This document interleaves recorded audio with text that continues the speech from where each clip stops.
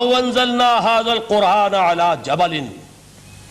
اگر ہم نے اس قرآن کو کسی پہاڑ پر اتار دیا ہوتا لَرَأَيْتَهُ خَاشِعًا مُتَصَدِّعًا مِّن خَشْيَةِ اللَّهِ، تم دیکھتے اس پہاڑ کو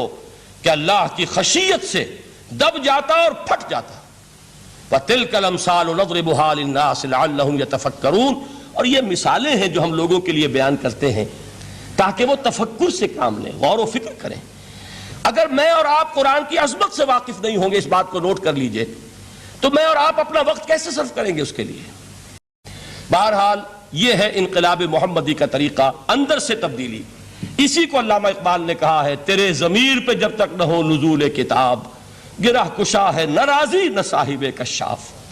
یہ قرآن اب بھی تم ایسے محسوس کرو کہ جیسے تمہارے دل پر نازل ہو رہا ہے۔ اور مجھے یاد آیا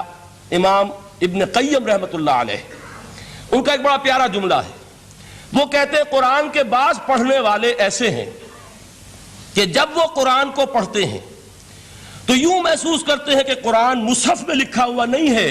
ان کے اپنے دل کے اوپر کندہ ہے، دل کے اوپر سے پڑھ رہے ہیں، یعنی اتنی کامل مطابقت وہ محسوس کرتے ہیں، اپنی فطرت، ہیومن نیچر اور قرآن کے اندر اتنی مطابقت ہے،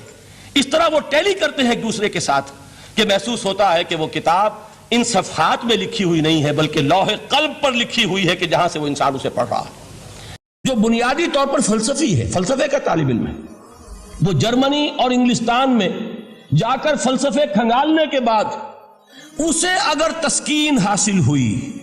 اس کے جو علم کی پیاس تھی اگر اسے سیری حاصل ہوئی تو صرف قرآن کے ذریعے سے۔